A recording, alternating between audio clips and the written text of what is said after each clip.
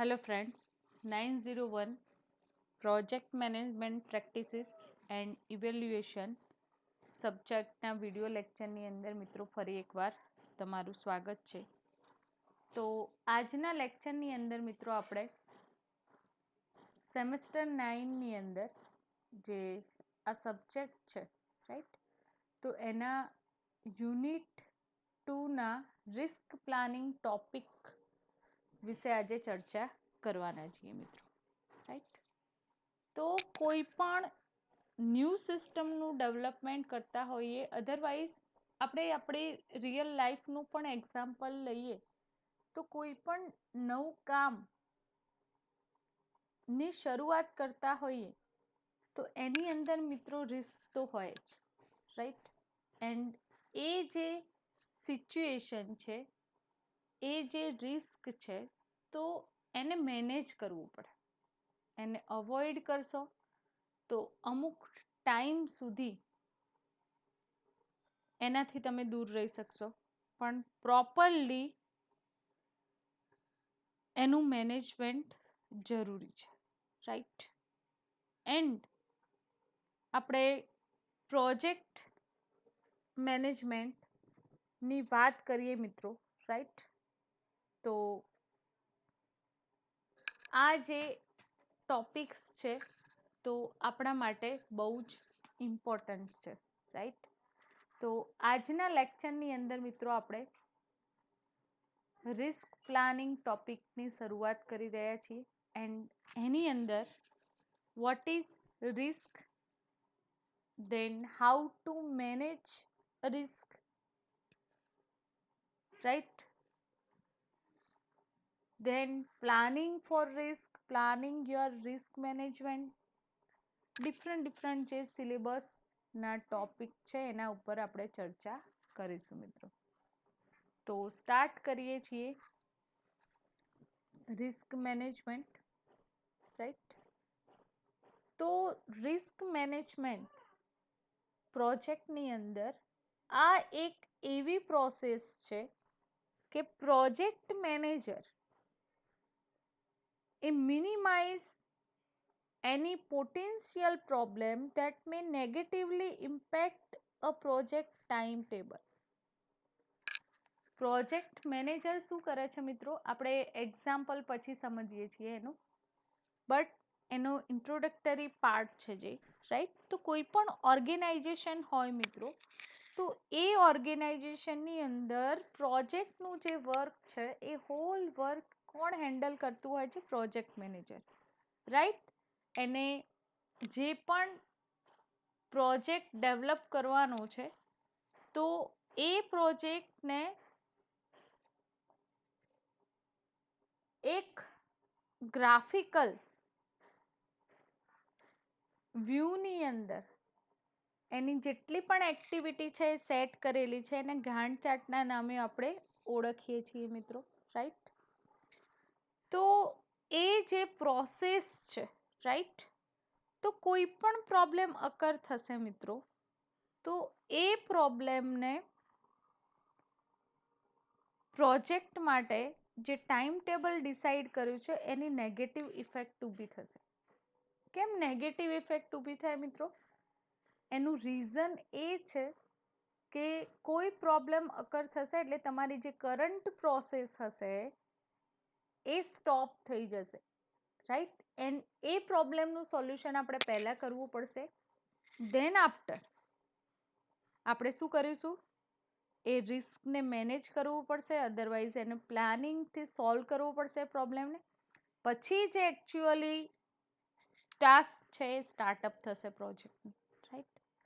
તો જે unexpected event અકર થાય છે એન્ડ જે પીપલ છે તમારા પ્રોજેક્ટ સાથે જોડાયેલા, રાઈટ, તો એ માણસો, then project, then technology and જે રિસોર્સિસ છે પ્રોજેક્ટની અંદર એક્સેસ કરવાના, એ બધાને અફેક્ટ થશે મિત્રો, રાઈટ.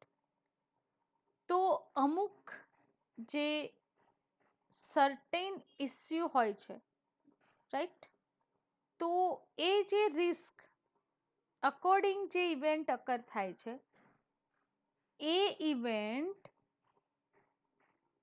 ટાઈમની અંદર સોલ્વ થઈ જાય છે એન્ડ અમુક જે ઇવેન્ટ એવી હોય છે કે જેને સોલ્વ કરવા માટે ટાઈમ પસાર થતો હોય છે વધારે, રાઈટ?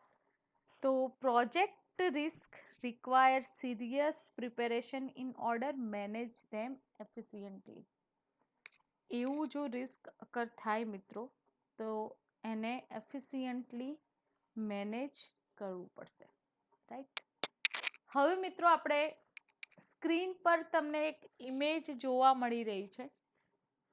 એ ઇમેજ છે જે ઇન્ડસ્ટ્રીની અંદર કન્સ્ટ્રક્શન થતું હોય છે, રાઈટ? ડેવલપમેન્ટ થતું હોય છે પ્રોજેક્ટનું.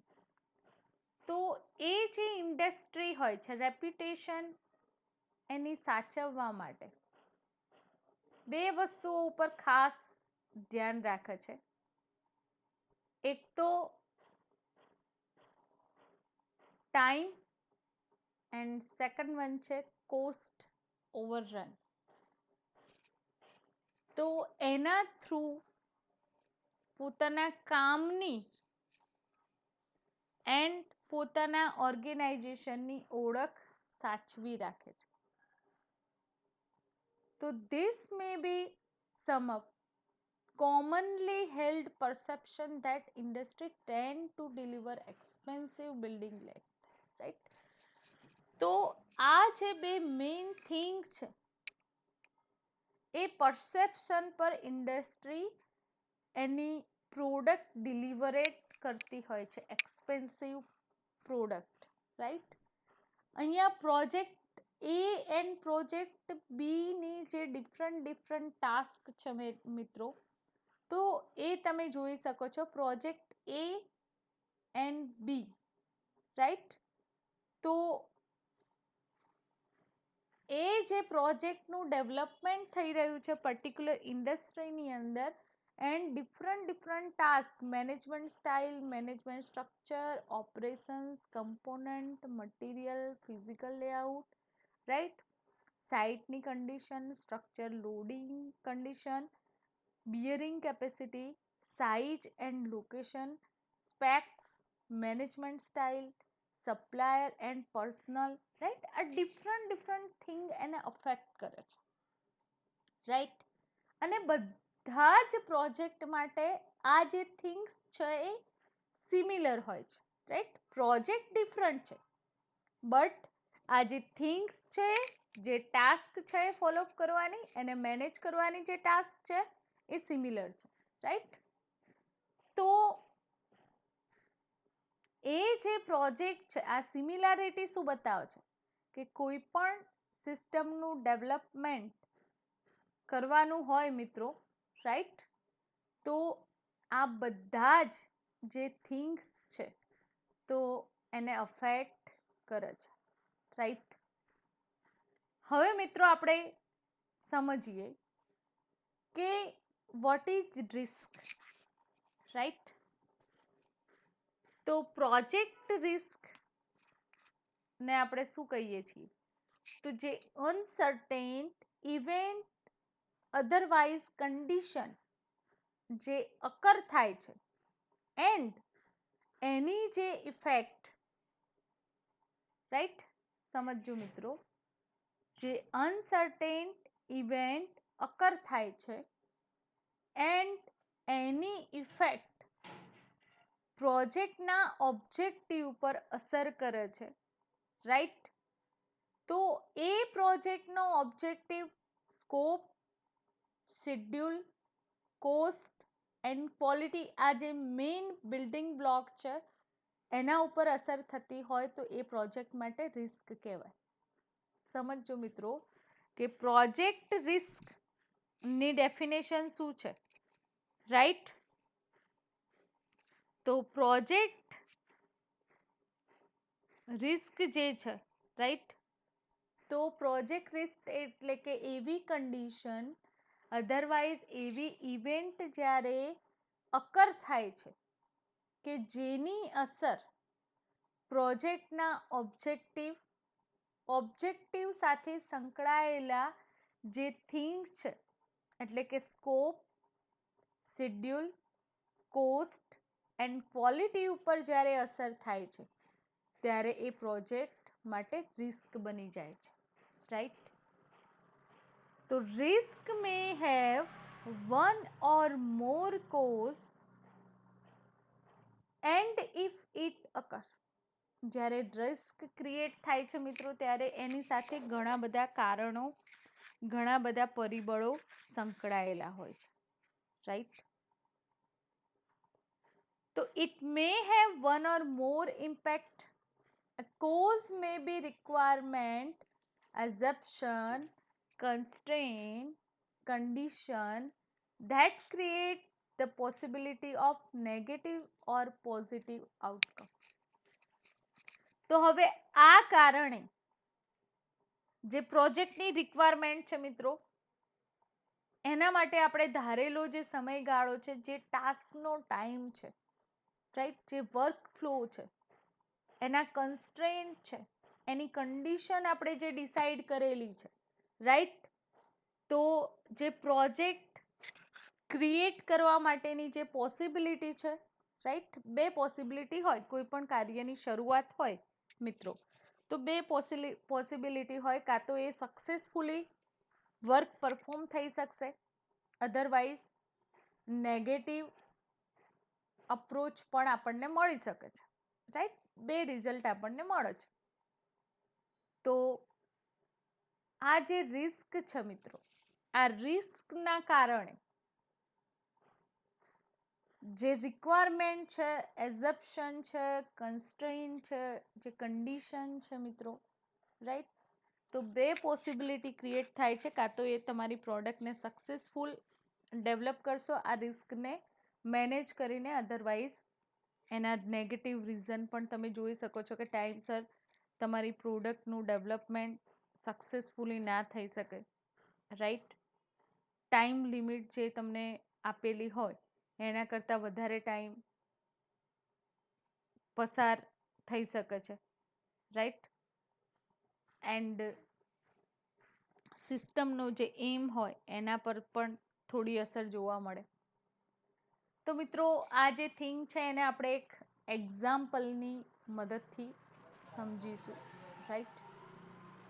તો આપણે એક્ઝામ્પલ જોઈએ છીએ કે એક કારણ બતાવવામાં આવેલું છે કે requiring a permit or having limited personnel assign to the project. જે ઇન્ડસ્ટ્રીયલ પ્રોજેક્ટ હોય છે મિત્રો, રાઈટ, બિઝનેસ વર્લ્ડની વાત છે, તો એ જે પ્રોજેક્ટ કેવું એન્વાયરમેન્ટ રિક્વાયર કરે છે? તો requiring a permit or having limited personnel assigned to the project. Personnel assigned હોતા નથી, જે બિઝનેસ અકોર્ડિંગ પ્રોજેક્ટનું ડેવલપમેન્ટ થતું હોય એ પ્રોજેક્ટ. એનું રીઝન શું છે મિત્રો? કે જો કોઈ પર્ટિક્યુલર ઓર્ગેનાઇઝેશનને તમે એ પ્રોડક્ટ ડેવલપમેન્ટ માટે આપશો તો એના જે રૂલ્સ રેગ્યુલેશન વાઇઝ એ પ્રોડક્ટનું ટાઈમની અંદર ડેવલપમેન્ટ થઈ શકશે પ્રોપર કન્ડિશન, રાઈટ?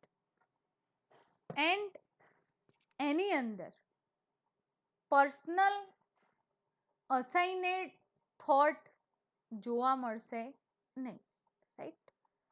તો રિસ્ક ઇવેન્ટ જે અકર થાય છે, right, is that permit may take longer than plan. જે પણ રિસ્ક માટેની ઇવેન્ટ અકર થાય છે, રાઈટ, તો એ ઇવેન્ટ ને પ્લાન કરવું પડે, right? Personnel may not adequate for the task. Personally કોઈ પણ ટાસ્ક હોય, રાઈટ? હવે મિત્રો બેસ્ટ એક્ઝામ્પલ કે તમે કોઈ કંપનીની અંદર એઝ અ પ્રોગ્રામર વર્ક કરી રહ્યા છો, તો તમને જે ટાસ્ક પ્રોવાઈડ કરેલી હોય, રાઈટ, તમારી જોડે એક્સ્ટ્રા નોલેજ છે, તો બી તમને જે પ્રોજેક્ટ માટેનું ડેવલપમેન્ટ પ્રોવાઈડ કરેલું છે, વર્ક પ્રોવાઈડ કરેલું છે, રાઈટ, તો તમે એની લિમિટમાં રહીને એ પ્રોડક્ટનું ડેવલપમેન્ટ કરશો, એ સિસ્ટમનું ડેવલપમેન્ટ કરશો, રાઈટ. તમારું વધારાનું નોલેજ છે એ ત્યાં અપ્લાય નહીં કરો, રાઈટ, કોડિંગની અંદર. એનું રીઝન છે કે સર્ટેન જે ઇવેન્ટ અકર થશે, તો એના સોલ્યુશન માટે અધરવાઇઝ પ્રોજેક્ટનો જે સ્કોપ છે એન્ડ જે ડિલિવરી આપણે પ્રોવાઈડ કરવાની છે, તો એના ધ્યાનમાં રહીને જેટલી જરૂરિયાત હોય એટલું જ વર્ક આપણે પ્રોવાઈડ કરવાનું છે. કારણ કે અહીંયા કોઈ એક્સ્ટ્રા વર્ક તમારે પ્રોવાઈડ નથી કરવાનું. તમને જેટલી કોસ્ટ ક્લાયન્ટ થ્રુ મળશે એના અકોર્ડિંગ તમારે સિસ્ટમનું ડેવલપમેન્ટ કરવાનું છે, રાઈટ. તો એટલા માટે મિત્રો, જો પ્રોપર સ્કોપ આપેલો હોય, ગોલ ડિસાઈડ હોય, એના અકોર્ડિંગ પ્રોજેક્ટ ડેવલપ થશે તો ટાઈમની અંદર કમ્પ્લીશન થઈ જશે એન્ડ કોઈ રિસ્ક અકર થશે નહીં. હવે risk condition food include aspect of project environment that may contribute to project risk, such as a poor project management practices or dependency on external participation that cannot be controlled. હવે risk વાળી condition ક્યારે ઊભી થતી હોય છે મિત્રો? Project કેવા એન્વાયરમેન્ટની અંદર ક્રિએટ થવું જોઈએ, સિસ્ટમનું ડેવલપમેન્ટ થવું જોઈએ. અધરવાઇઝ પ્રોજેક્ટ રિસ્ક માટે કયા કોન્ટ્રીબ્યુટ થિંગ્સ રિસ્પોન્સિબલ છે? તો ફર્સ્ટ વન છે પુઅર પ્રોજેક્ટ મેનેજમેન્ટ પ્રેક્ટિસીસ. જે પણ સિસ્ટમના ડેવલપમેન્ટ માટેનું પ્લાન થયું છે, રાઈટ, તો એ પ્રોજેક્ટ મેનેજમેન્ટ પ્રેક્ટિસીસ જે છે, રાઈટ, એ પુઅર છે. એન્ડ સેકન્ડ થિંગ છે external participation that cannot be controlled. External જે પર્સન ઇન્ક્લુડેડ છે તમારા પ્રોજેક્ટ સાથે, જે પાર્ટિસિપેટ થાય છે પ્રોજેક્ટ સાથે, તો એમનો કોઈ કંટ્રોલ હોવો ના જોઈએ. કંટ્રોલ મીન્સ કે જે પણ સ્ટેક હોલ્ડર છે, તો એની રિક્વાયરમેન્ટને ધ્યાનમાં રાખીને પ્રોડક્ટ ડેવલપ કરવાની છે મિત્રો, પણ હોલ કંટ્રોલ એની પાસે ના હોવો જોઈએ, રાઈટ. તો આ બે જે મેઇન થિંગ મેં તમને કહ્યા, તો એના કારણે રિસ્ક વાળી કન્ડિશન ઊભી થતી હોય છે. હવે રિસ્ક જ્યારે અરાઇઝ થાય છે, રાઈટ, તો અહીંયા તમને રિસ્ક માટે જે કેલ્ક્યુલેશન છે એ ક્યારે ડેવલપ થયું એની ઇન્ફોર્મેશન પ્રોવાઈડ કરેલી છે. તો risk arise in 1940s when it was possible to make statistical assessment of the probability of occurrence of particular event. એટલે કે 1940 ની અંદર આ સ્ટેટિસ્ટિકલ અસેસમેન્ટની જે પ્રોબેબિલિટી છે, રાઈટ, પર્ટિક્યુલર ઇવેન્ટ અકર થાય એના માટે, તો આની અંદર risk therefore tended to be insurable. Risk કેવું છે? ઇન્શ્યોર. શ્યોરિટીથી આપણે કહી શકીએ નહીં કે આ લોજિક અપ્લાય કરવાથી એનું સોલ્યુશન આ રીતે આવી જ જશે, પણ એને સોલ્વ કરવા માટે એને અજપ્શન આપવા પડે, રાઈટ. તો using the logic and actual risk to be carried was qualified as follow. તો અહીંયા રિસ્ક માટેનો ફોર્મ્યુલા પ્રોવાઈડ કરેલો છે. તો risk equal to probability of event, જે ઇવેન્ટ અકર થવાની સંભાવનાઓ છે. શક્યતાઓ છે સિસ્ટમ ડેવલપમેન્ટની અંદર, and multiply magnitude of loss otherwise gain.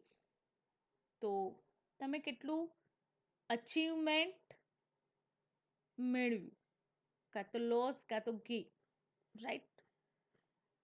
હવે કોમનલી જે રિસ્ક અફેક્ટિંગ એસ્ટિમેટ નીકાળવામાં આવે છે, રાઈટ, જે ડિફરન્ટ 4 ફેઝિસ છે, technical, logistical, construction and financial, right.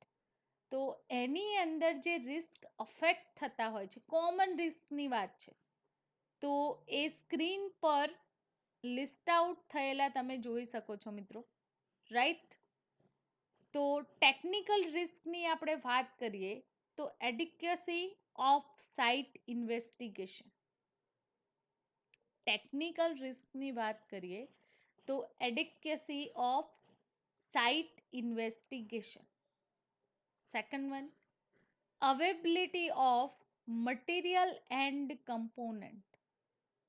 તમારી પાસે જે રિક્વાયર મટીરિયલ એન્ડ કમ્પોનન્ટની અવેબિલિટી છે કે નહીં એ પણ ચેક કરવું જરૂરી છે. ટેકનિકલ જ્યારે પ્રોડક્ટને આપણે ટેસ્ટિંગ થતું હોય, કરવાનું હોય, રાઈટ, તો આ ટેકનિકલ ફેઝિસ તમારે ક્લિયર કરવા જોઈએ.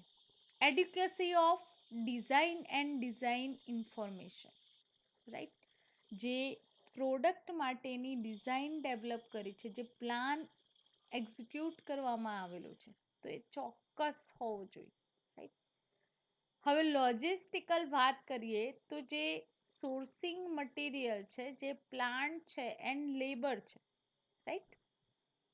તો એ લોજિસ્ટિકલી એની કોસ્ટ, સોર્સિંગ મટીરિયલ કેટલું થશે, પ્લાન્ટ ચાર્જીસ કેટલા થશે, એની કોસ્ટ કેટલી હશે, દેન લેબર કોસ્ટ કેટલી હશે, તો એ બધાનું એસ્ટિમેશન તમારી જોડે હોવું જોઈએ, મસ્ટ બી, જે આપણે કોસ્ટ મેનેજમેન્ટની અંદર આપણે ચર્ચા કરી છે આ ટોપિકની, રાઈટ. હવે કન્સ્ટ્રક્શન ફેઝની વાત આવે મિત્રો, એટલે કે ફિઝિકલ, રાઈટ.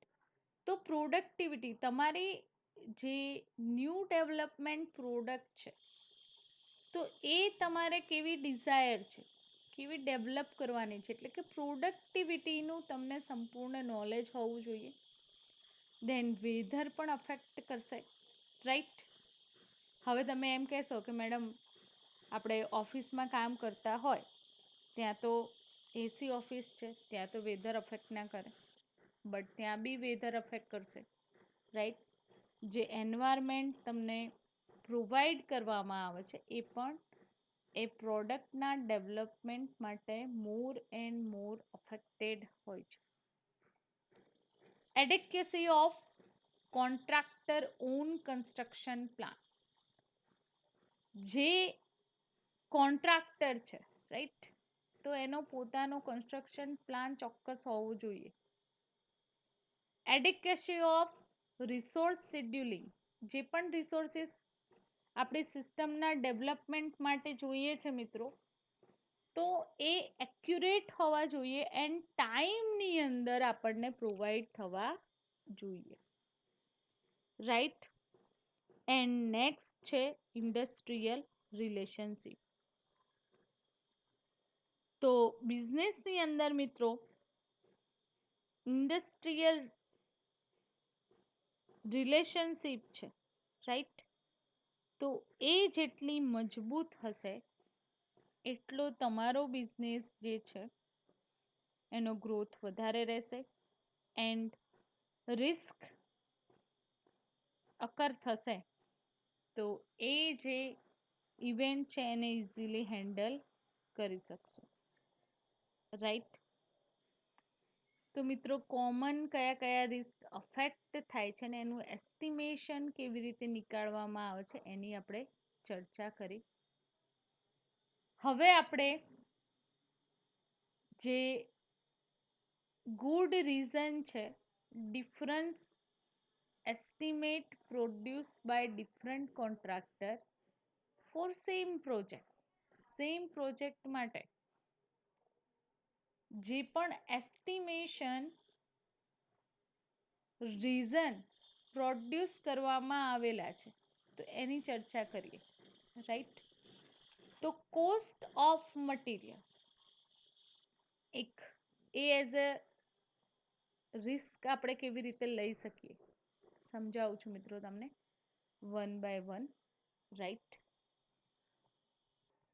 તો મિત્રો જે ડિફરન્ટ રીઝન સેમ પ્રોજેક્ટ માટે એસ્ટિમેશન ડિફરન્ટ કોન્ટ્રાક્ટર થ્રુ હોય છે, ગુડ રીઝન પ્રોવાઈડ કરેલા એની ચર્ચા કરીએ. ફર્સ્ટ વન છે કોસ્ટ ઓફ મટીરિયલ્સ. તો cost of materials as a problem કહી શકાય, રિસ્ક કહી શકાય, એન્ડ એને સોલ્વ બી પ્રોપરલી કરી શકાય મિત્રો. કેવી રીતે? તો discount different supplier, speed of payment, vertical integration. તો જે પણ કોસ્ટ ઓફ મટીરિયલ આપણે મટીરિયલની કોસ્ટ ડિસાઈડ કરીએ છીએ, રાઈટ મિત્રો, તો એ કોસ્ટ ડિસાઈડ કરતા પહેલા જે એ મટીરિયલના ડિફરન્ટ સપ્લાયર છે એ સપ્લાયર પાસેથી એ પર્ટિક્યુલર મટીરિયલની ઇન્ફોર્મેશન ગેઇન કરીને એની કોસ્ટ ફાઇન્ડ કરી શકો છો, એનું ડિસ્કાઉન્ટ ફાઇન્ડ કરી શકો છો. Right, and second thing speed of payment, vertical integration, એટલે કે પેમેન્ટ માટે કેવી રીતે ઇન્ટિગ્રેશન રહેશે તો એનાથી જે કોસ્ટનું રિસ્ક છે એને સોલ્વ કરી શકો છો. રાઈટ, હું એક જ એક્ઝામ્પલ પ્રોપરલી આપીશ મિત્રો. રાઈટ, કે જે પણ રિસ્ક છે, રાઈટ, કોસ્ટ અકોર્ડિંગ, તો એ જે રિસ્ક આપણે cost different material supplier through find કરી શકીએ છીએ. રાઈટ, સેકન્ડ થિંગ છે લેબર પ્રોડક્ટિવિટી. તો સ્કિલ સ્ટાન્ડર્ડ ઓફ વર્કમેનશિપ, જે પણ પ્રોજેક્ટ માટે જે પર્સન તમારી માટે કામ કરી રહ્યા છે, રાઈટ, તો એ પર્ટિક્યુલર પર્સન સ્કિલ સ્ટાન્ડર્ડતા ધરાવતા જોઈએ. રાઈટ, સ્પેસિફિક સ્કિલ ધરાવતા હોવા જોઈએ, જેનાથી જે સિસ્ટમના ડેવલપમેન્ટ માટેની પ્રોસેસ છે તો એ પ્રોસેસ ઇઝીલી કમ્પ્લીટ થઈ શકે. એ જ રીતે લેબર કોસ્ટ પણ નીકાળવી પડશે પ્રોડક્ટના ડેવલપમેન્ટ ટાઈમે મિત્રો. કેવી રીતે?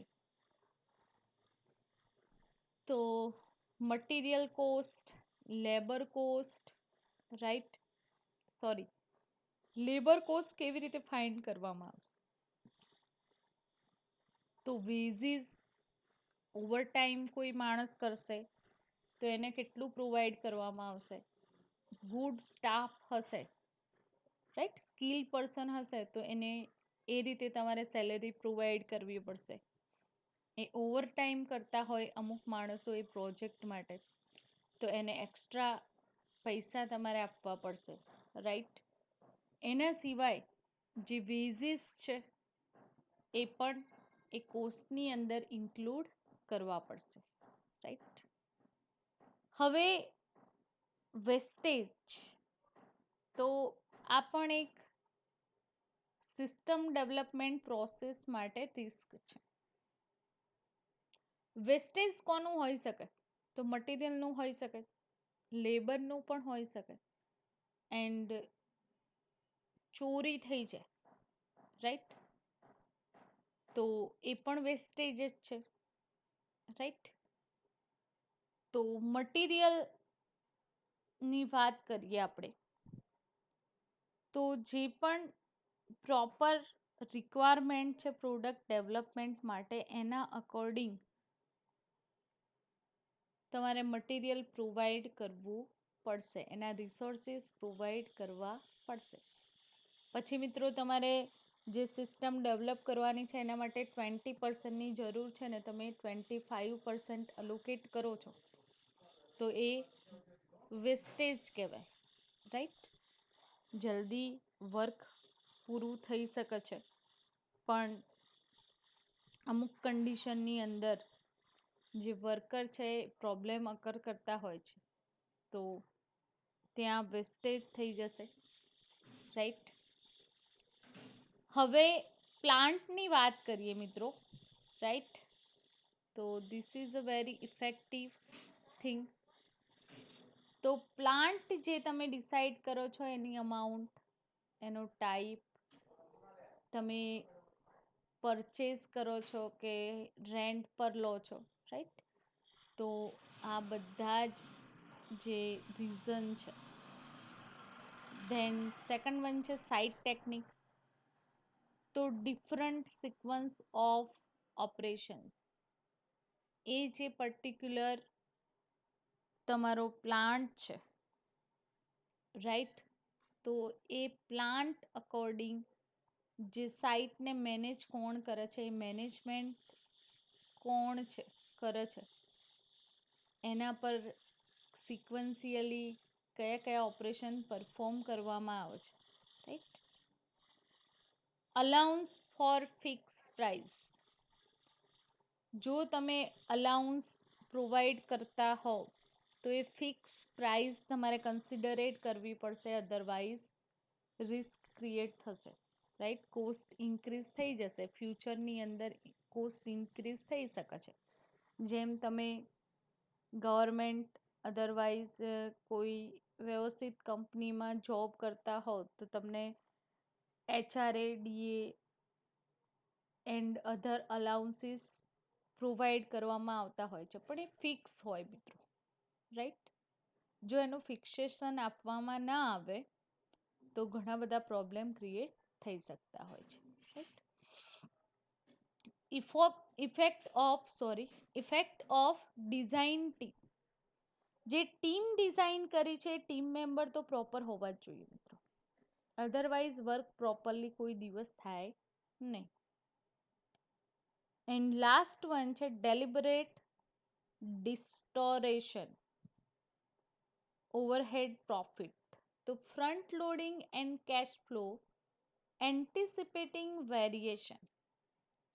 જે ફ્રન્ટ સાઈડ જે સિસ્ટમનું ડેવલપિંગ થઈ રહ્યું છે, જે સિસ્ટમ ડિલિવરેટ થશે એન્ડ એનો કેશ ફ્લો, એ બંને જે ઓપરેશન છે એની વચ્ચે વેરિએશન હોવા જોઈએ, પણ એકબીજા સાથે સંકળાયેલી પ્રવૃત્તિઓ છે, રાઈટ? તો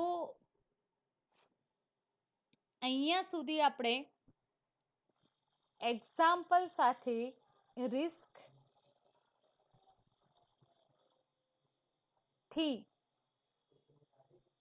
શું અફેક્ટ થાય છે, એનું એસ્ટિમેશન કેવી રીતે નીકાળવામાં આવે છે, રાઈટ? એન્ડ કઈ સિચ્યુએશનને કેવી રીતે હેન્ડલ કરવામાં આવે છે એની ચર્ચા કરી મિત્રો. હવે પ્રોજેક્ટ રિસ્ક મેનેજમેન્ટની વાત કરીએ. હવે કોઈ રિસ્ક અકર થાય તો એને કેવી રીતે ઇફેક્ટિવલી મેનેજ કરી શકાય છે, રાઈટ? તો એના માટે સૌથી પહેલા શું વર્ક ફોલોઅપ કરવું પડશે, રાઈટ? તો રિસ્ક મેનેજમેન્ટ નો પર્પઝ અથવા તો એ જે ટેકનિક છે, રાઈટ? તો minimise the risk of not achieving the objective of project and stakeholder with interest in it. પહેલું જ એનું ધ્યેય અથવા પર્પઝ અથવા હેતુ કહી શકાય રિસ્ક મેનેજમેન્ટનો. તો એ જે રિસ્ક અકર થયું છે એને મિનિમાઇઝ કરવા માટે, એ રિસ્કને સોલ્વ કરવા માટે જે ઓબ્જેક્ટિવ અચીવ કરવામાં આવે છે project according, stack holder through, otherwise જે પર્સન એના સાથે ઇન્ટરેસ્ટેડ છે, રાઈટ. તો એ ઇન્ટરેસ્ટેડ પર્સન એને આઈડેન્ટિફાઈડ કરે એન્ડ એને ફર્સ્ટ સોર્ટ આઉટ કરવાની તૈયારી હોય તો એ ફર્સ્ટ એડવાન્ટેજ કહેવાય મિત્રો, રાઈટ. તો risk management assist project manager in setting priority, allocating resources and implementing action and processes that reduce risk of project not achieving its objective. Project મેનેજરને risk management, જે team છે, જે member છે, જે person છે, તો help કરશે. Setting priority, કોની પ્રાયોરિટી? તો ફર્સ્ટ જે અલોકેટ કરવામાં આવેલા રિસોર્સિસ છે, જેટલી એક્શન ઇમ્પ્લિમેન્ટ કરવામાં આવેલી છે, જેટલી પ્રોસેસ કમ્પ્લીટ થઈ છે, રાઈટ. એન્ડ એના અકોર્ડિંગ એ રિસ્કને કેવી રીતે રિડ્યુસ કરીને પ્રોજેક્ટના ઓબ્જેક્ટિવ સુધી પહોંચી શકાય. તો એ ફર્સ્ટ થિંગ છે મિત્રો. હવે આપણે જે 3 કી કહી શકાય પ્રોજેક્ટ મેનેજમેન્ટની એન્ડ પ્રોક્યુપમેન્ટ ઓફ રિસ્ક ઇફેક્ટિવલી, તો એ જે 3 ટેકનિક છે એની વાત કરીએ મિત્રો. તો એ 3 કી છે. ફર્સ્ટ વન છે એમાંથી identifying, analysing and assessing risk early and systematically. આપણે જે રિસ્ક આઈડેન્ટિફાઈડ કરવાનું છે મિત્રો, ફર્સ્ટ ઓફ ઓલ એને એનાલાઇઝ કરવાનું છે. આઈડેન્ટિફાઈડ થાય કોઈ એવી ઇવેન્ટ અથવા તો કોઈ પ્રોબ્લેમ તમારી સામે આવે છે તો પહેલા એને આઈડેન્ટિફાઈડ કરો, એનું એનાલિસિસ કરો એન્ડ એ જે રિસ્ક એક્સેસિંગ અગાઉ ના થાય તો એ સિસ્ટેમેટિક મેનરથી એવો પ્લાન ડેવલપ કરો, એનું હેન્ડલિંગ કરો, right. Second thing, allocating responsibility to the party best place to manage risk. જે રિસ્પોન્સિબિલિટી છે મિત્રો, સમજો.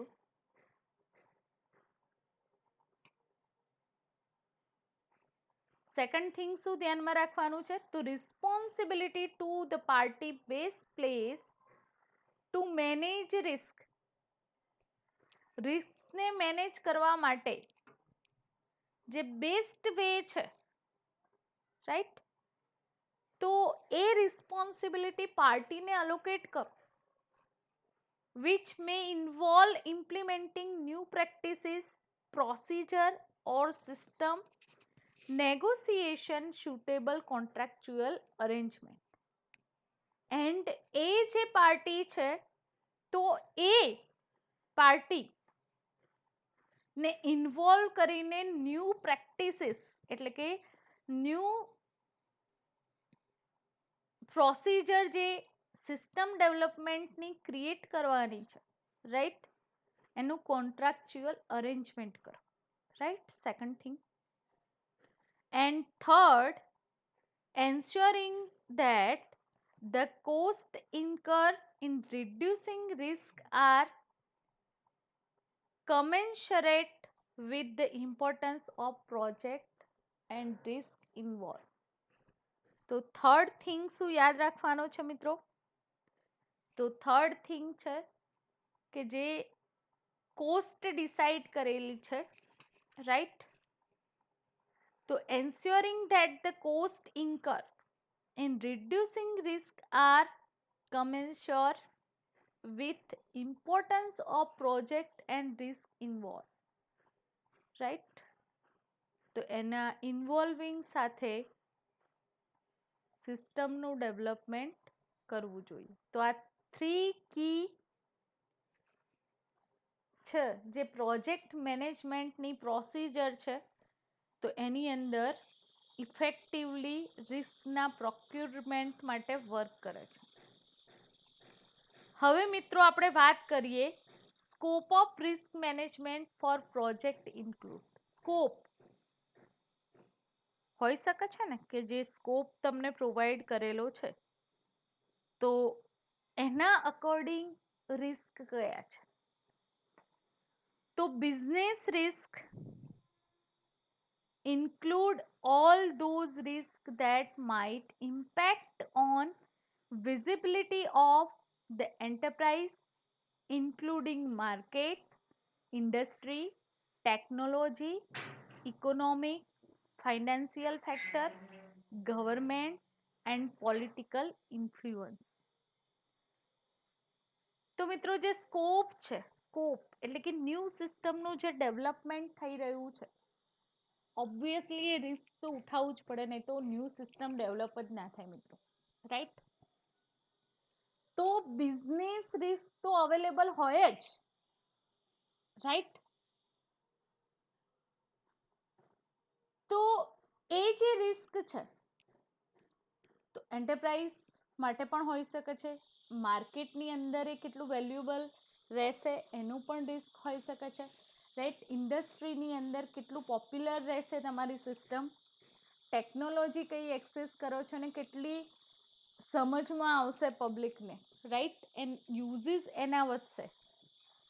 Economically, financial factor, government, political influence, all that are influenced business risk edge, right.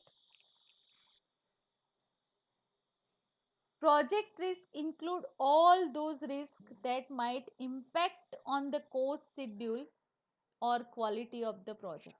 આ જેટલા પણ બિઝનેસ રિસ્ક મેં ગણાવ્યા મિત્રો એ હોય જ, ન્યૂ સિસ્ટમના ડેવલપમેન્ટ ટાઈમે એ રિસ્ક અવેલેબલ જ હોય, એન્ડ આપણે એ ફેસ અપ કરવા જ પડે, રાઈટ. જે ઓર્ગેનાઇઝેશન છે, રાઈટ, અદરવાઇઝ જે બિઝનેસ પર્સન છે, તો એને આ બધા જ જે રિસ્ક છે તો એ ફેસ આઉટ થતા જ હોય છે.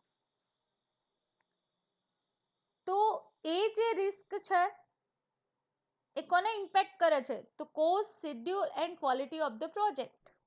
3 મેઇન થિંગને યાદ રાખવાના છે. Cost, schedule and quality of the project, એ 3 જળવાવું જોઈએ તો બધું જ પહોંચી વળે. તો operations and processing risk include all those risks that might impact on design. હવે ઓપરેશન એન્ડ પ્રોસેસિંગ રિસ્કની વાત કરીએ મિત્રો, રાઈટ. ફર્સ્ટ આપણે સ્કોપની અંદર કોની ચર્ચા કરી, બિઝનેસ રિસ્કની, right. Second thing, operation and processing માટે કયા રિસ્ક અવેલેબલ હોય છે ને એનું સોલ્યુશન કેવી રીતે મેળવી શકાય છે એ આપણે પાછળથી જોવાના છીએ. તો operations and processing risk include કયા કયા રિસ્ક ઇન્ક્લુડ થાય છે, તો impact on the design phase, procurement, construction, commissioning, operation and maintenance activity, including major hazard and catastrophic event. તો ઓપરેશન એન્ડ પ્રોસેસિંગની અંદર આ લિસ્ટ આઉટ રિસ્ક તમારા અવેલેબલ હોય છે મિત્રો, રાઈટ. હવે પ્રોજેક્ટ મેનેજમેન્ટની અંદર રિસ્ક મેનેજમેન્ટ ક્યારે યુઝ કરવામાં આવે છે મિત્રો, when is project risk management used, કઈ સિચ્યુએશનની અંદર પ્રોજેક્ટની અંદર રિસ્ક મેનેજમેન્ટ કરવામાં આવે છે, રાઈટ? તો many organisation undertake project involving significant capital outlays. શું ડિઝાઇન થયેલું હોય છે? એનો ગાંઠ ચાર્ટ અથવા તો કેપિટલ આઉટલેસ એમની પાસે રેડી હોય છે. પર્ટિક્યુલર ઓર્ગેનાઇઝેશન એ પ્રોજેક્ટ જ્યારે પ્રપોઝલ ટેક ઓવર કરે, રાઈટ, તો એ પ્રપોઝલ એ પ્રોજેક્ટના ઇન્વોલ્વમેન્ટ સાથે capital outlays otherwise group of related જે પ્રોજેક્ટ હોય છે, રાઈટ, તો એ સાથે મળીને લાર્જ પ્રોગ્રામ અધરવાઇઝ લાર્જ જે સિસ્ટમ ડેવલપમેન્ટ કરવાની છે, તો એ સાથે મળીને વર્ક કરે છે, રાઈટ. તો એ લાર્જ પ્રોજેક્ટ છે, તો એની અંદર જે ડિઝાયરેબલ રિસ્ક હોય છે એને મેનેજ કરી શકાય છે, રાઈટ. તો જે 3 આસ્પેક્ટ કહી શકાય, કયા કયા છે? First one, size. Their size implies there may be large potential losses unless they are managed carefully. Large સિસ્ટમનું ડેવલપમેન્ટ હોય મિત્રો, તો પોટેન્શિયલી જે લોસીસ છે તો એને મેનેજ કરવા પડે carefully, right. And conversely large potential gain if risk are managed well. તો લાર્જ સિસ્ટમની અંદર જે રિસ્કને મેનેજ કરવાની સારામાં સારી ટેકનિક આપણે મેળવવી જોઈએ, જરૂરી છે મિત્રો. They often involve unbalanced cash flow requiring large initial investment before meaningful returns are obtained. સમજો મિત્રો કે કોઈ પણ સિસ્ટમના ડેવલપમેન્ટ ટાઈમે જો કેશ ફ્લો અનબેલેન્સ થઈ જશે તો મોટું જ રિસ્ક ઊભું થશે. જ્યારે લાર્જ સિસ્ટમ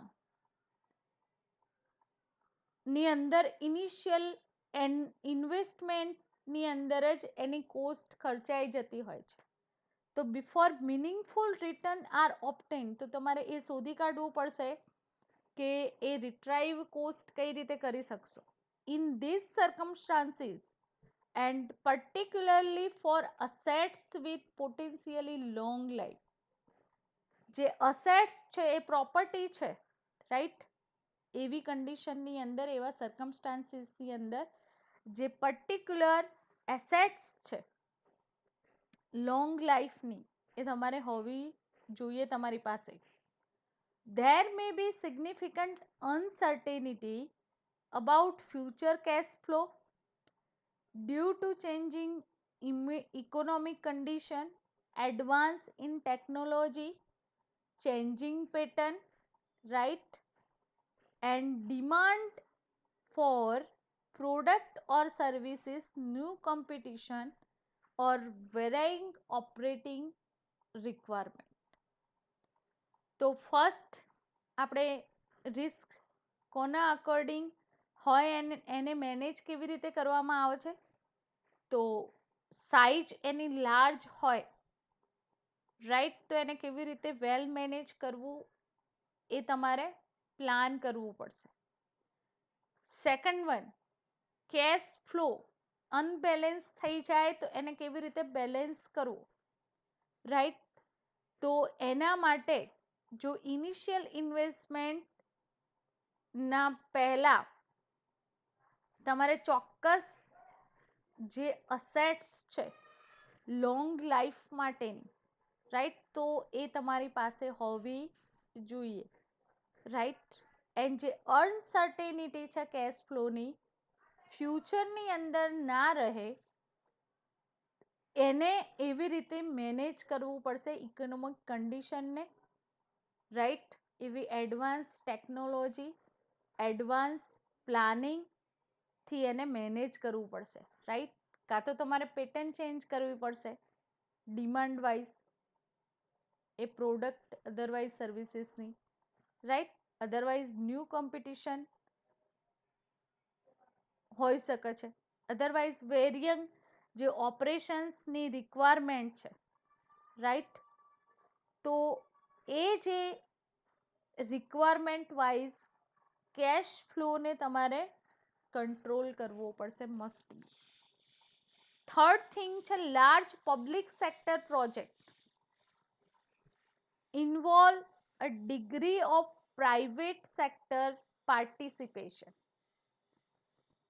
તો પબ્લિક સેક્ટર જે પ્રોજેક્ટ છે તો એની અંદર પ્રાઇવેટ સેક્ટરનું પાર્ટિસિપેશન કેટલું છે, either in the form of direct private sector investment or involvement in thought life operation government own assets.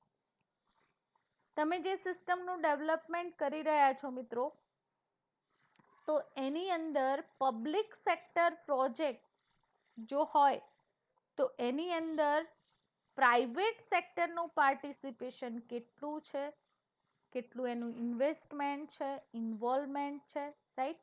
એના લાઈફ ઓપરેશન કયા પરફોર્મ કરવાના છે, ગવર્મેન્ટની ઓન અસેટ્સ કેટલી છે, તો એ બધી જ બાબતોનું તમારે ધ્યાન હોવું જોઈએ. હવે જે next project risk may be formal requirement at a specific stage project ડેવલપમેન્ટના, એ આના પછીના લેક્ચરની અંદર આપણે જોઈશું મિત્રો, રાઈટ. તો આજના લેક્ચરને આપણે અહીંયા જ સ્ટોપ કરીશું. એન્ડ આજના લેક્ચરની અંદર મિત્રો આપણે risk, vote is risk and which situation occur and how to manage risk, એ 3 થિંગ્સને વ્યવસ્થિત રીતે સમજ્યા, રાઈટ. તો એઝ અ અસાઇનમેન્ટ ક્વેશ્ચનની વાત કરીએ, રાઈટ. તો અસાઇનમેન્ટના તમારા ક્વેશ્ચન રહેશે, વોટ ઇઝ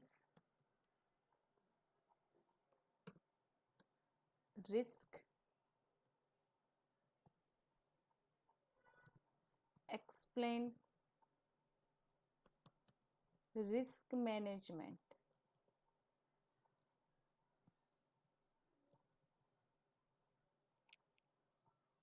રાઈટ. એ બંને જે ક્વેશ્ચનના આન્સર તમારે પ્રોપર રીતે તમારી નોટબુકની અંદર રાઇટ ડાઉન કરવાના છે. Thank you very much.